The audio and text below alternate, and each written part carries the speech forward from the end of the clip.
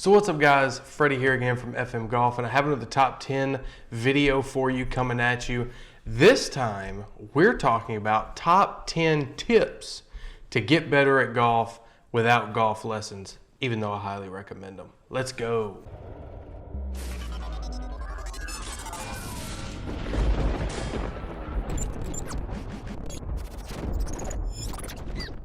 So like I said, 10 tips to get better at golf without lessons. And I do recommend getting lessons, but I know they're expensive and take time, yada yada. So the first tip is just to focus on your short game. I know that's easier said than done, but a lot of amateurs tend to go to the driving range and bomb drivers. Now that's all well and good, but at the end of the day, that does not help you score the golf ball. You know the saying, you drive for show and you putt for dough. You can look at Scotty Scheffler, world #1 right now. He would have already had, 3 or 4, 5 wins more this year if he could just putt. He was #1 ranked in the entire PGA Tour from tee to green, but dead last in almost every tournament putting. That should be your #1 sign that you have to putt and chip well in order to play good golf. Number 2 here is just to use a tee. I know a lot of people on par 3s do not tee the golf ball up. They just throw a ball down and hit it like it's in the fairway. Why would you not use something that is to your advantage on the golf course? I don't understand that. I use a tee pretty much every single time on a par 3. It allows you to get the ball up into the air more. And it's just an advantage that's kind of free to use. So number 3 is to stretch.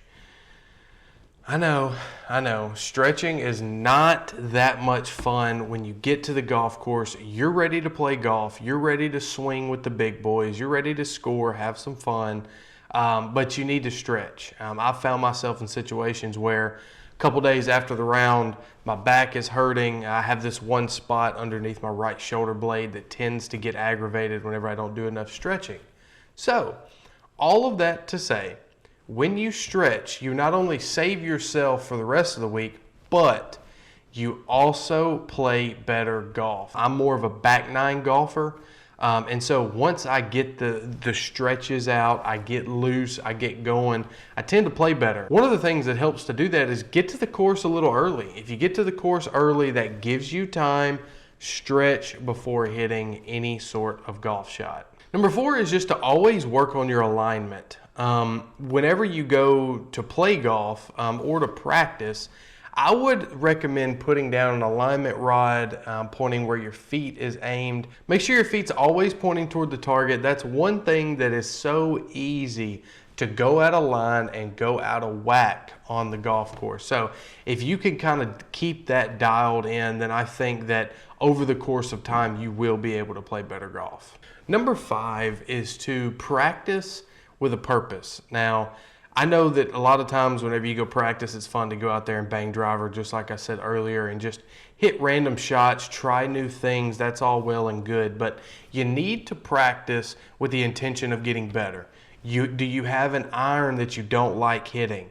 Hit it. Work on it. Do you have a certain yardage that you struggle with? Hit it. Work on it. Those are the type of things that will allow you over time to take your big misses with a particular club or yardage and bring them in tighter. And what that'll do is that'll most definitely help you scoring the golf ball. I know some pros will actually, whenever they practice, they play golf holes. Now, what that means is if you have a particular course you play all the time, you know that if you hit driver really well, you'll have a 9-iron into the green. Well, they'll actually go through that on the range. They'll hit driver, right? And then from there, whatever yardage you think you would have into the green, you pick a target that is that distance and play that hole. That's a very good tip that even pros use, and I think it's kind of cool and something that I really have started to implement, and it's actually helped my mental game. Now, number 6 is a drill that you can do actually on the golf course. And if you go out alone, if you have 9 holes to spare, 3, 4, 5 holes if you live on a golf course, why don't you go out and try to play yourself some worst ball scramble? For those of you that don't know what that is, you know what a normal scramble is. you take 2 shots from the same position and you play the worst one. Now what this will do is that this will help you to tackle adversity right in the face.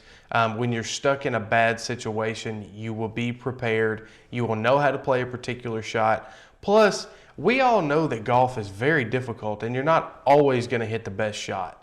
And so with that in mind, if you try to play the worst ball, then you can condition your mind to play through that adversity. Even if you have a bad lie in the fairway, play it.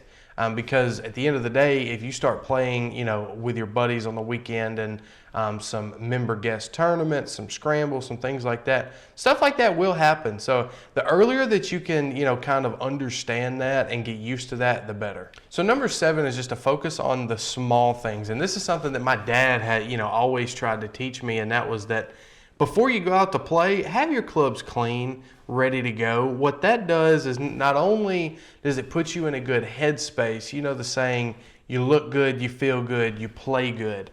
I think that actually is a thing in the game of golf. Focus on your attire, look the part, focus on having your clubs look the part, being clean, ready to go. Show up to the course on time. This is a minor thing, but just bring you an extra pair of golf gloves, or one golf glove in particular, just in case, on hot days you get sweaty, the club may start slipping. So if you have that extra glove, you can kind of start to alternate and make it last longer. I think the little things add up over the course of time. So if you can tackle the small things, you can tackle the big things. Now, number 8 is to protect your body. Now, this kind of goes with the one earlier about being prepared physically, but on average, during a golf round, you will burn 1,500 calories. Now, chances are you're playing golf, it's hot outside, so you are sweating, you're exerting a lot of energy. I know that golf may not be, seen or classified as this super, aggressive or like physically taxing sport, but you're out in the heat for 5 hours at a time. And if you're walking, you're walking on average 6 miles per round. Like I said, already burning 1,500 calories. So you need to make sure that you're well hydrated, because that's the last thing you want to do is to show up dehydrated, on the 11th, 12th tee box, and then your whole round is just gone kaput at that point. Other than that, also, have you some protein bars ready. Those are great. If you eat before the round, bring your protein bar, eat that at the turn. That'll give you that kind of boost of energy. You see the pros do it all the time, so why shouldn't you? So number 9 here, and to me this is one of the most important, and that's to protect the mental aspect of golf. You're out there for 5 hours and you only spend, a handful of minutes physically hitting the golf ball. So that's a lot of time in between swinging the first shot and swinging the next shot. There's a lot of time in there to lose your focus, lose your composure, and lose your mental game.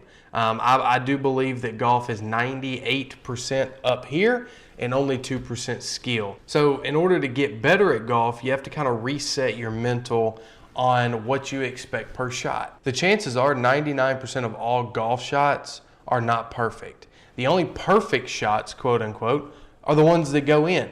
So I'd venture to say 99.99999% of all golf shots are failures.